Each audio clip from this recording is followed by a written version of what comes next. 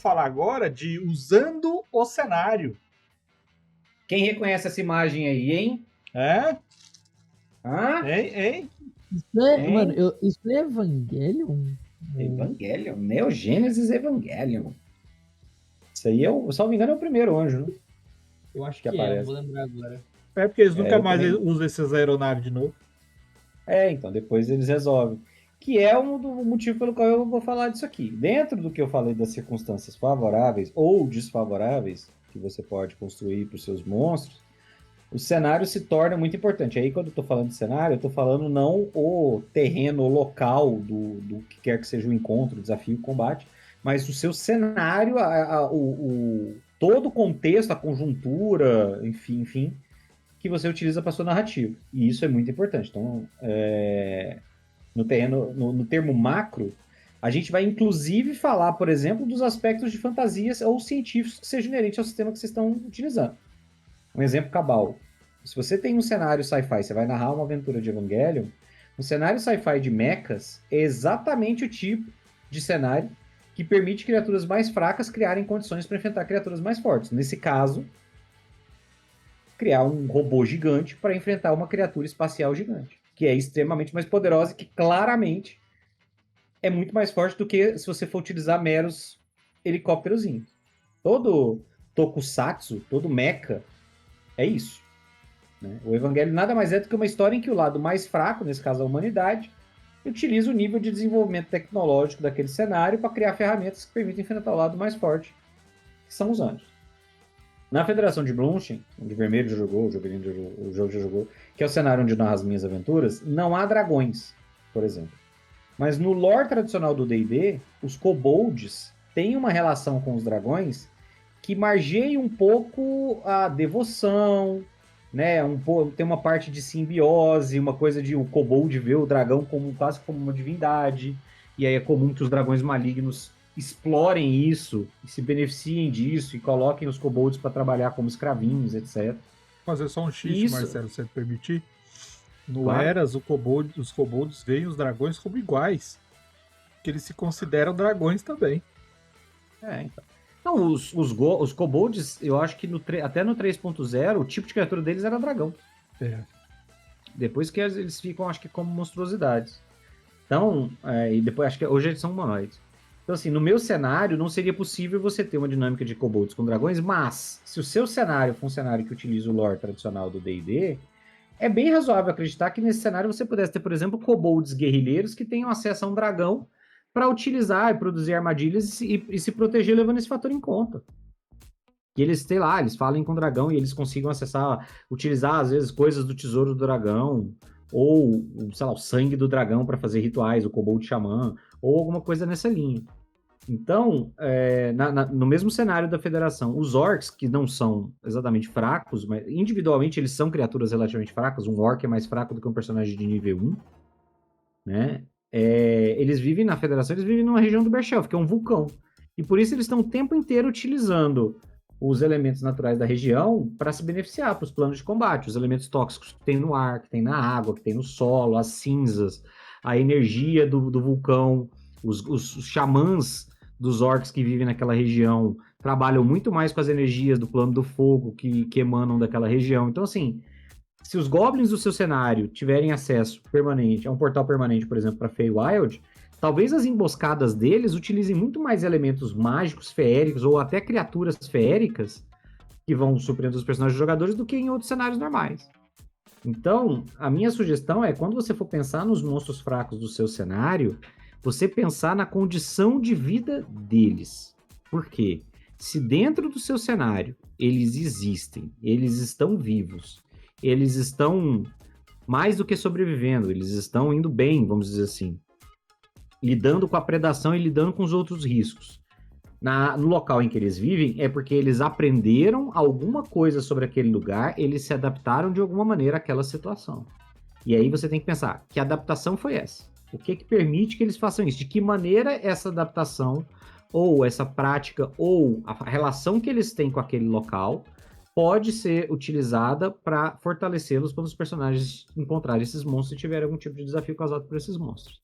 Lembre-se de que o seu cenário vai te permitir isso e de que não só útil, não só interessante, não só importante, como às vezes fundamental que você utilize isso na sua construção dos seus encontros.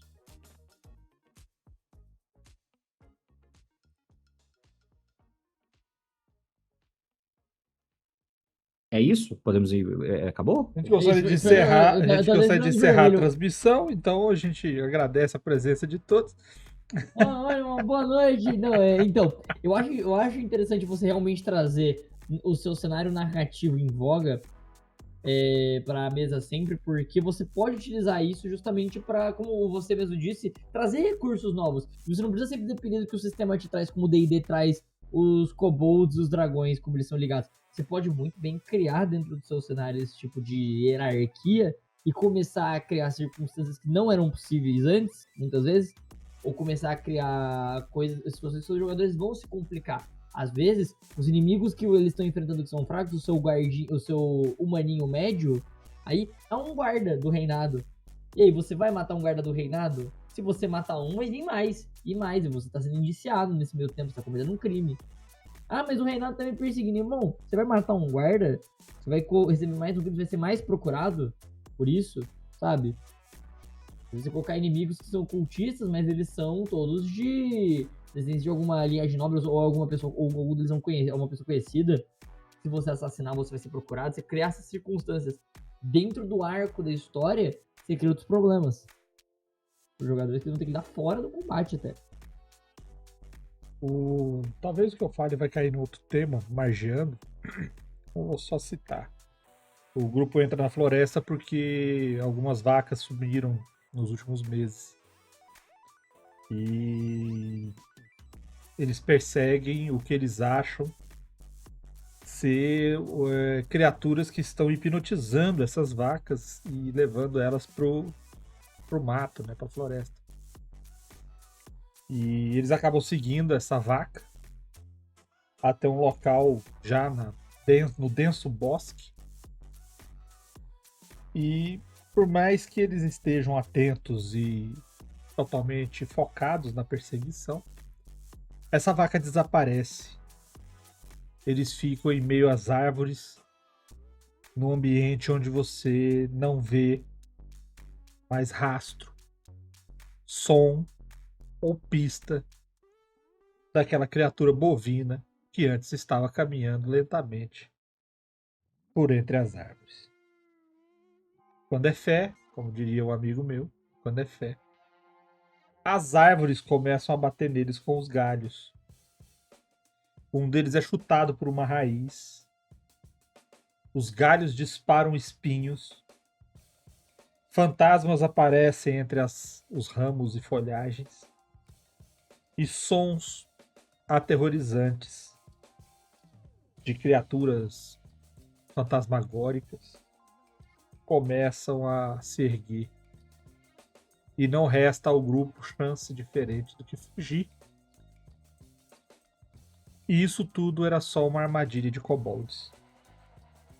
Então, assim, galhos presos, armadilhas simples e um conjuradorzinho kobold, com magia de nível 0, põe o seu grupo de nível 6 para correr. E isso daí pode ser uma ótima opção, desde que você, como o Marcelo falou, embase isso no seu cenário. Porque se você sempre usa os kobolds como criaturas idiotas, que andam em grupos de 4 ou 5 e te atacam ao primeiro sinal, se você faz um negócio desse, você está quebrando muito o que você dispôs antes. Então, o que eu faço quando eu uso kobolds, quando o pessoal vai pesquisar? Eu sempre coloco o seguinte, que kobolds são criaturas místicas, estranhas, que se escondem, são traiçoeiras e só atacam quando estão na vantagem. Então os jogadores já acham assim, pô, mas os bichos então são poderosos. O pessoal tem medo dos kobolds. E eles nunca atacam sozinhos. Então sai da terra. Eles brotam do chão. Por quê? Porque quando eles estão por aí, cara, se eles te verem, eles fogem. Correm pra terra deles. Na terra deles tem um monte. Então, você pode derrubar um monte, cara, mas você não vai perceber. Você vai ter matado dezenas, mas você não vai perceber. Porque eles vão vir. Continuar vindo. E isso é interessante. Mas você tem que estipular isso bem como regra. Senão você está usando um tipo de criatura diferente. Né? Senão, se todo kobold for igual, você não vai dar paz para os seus jogadores.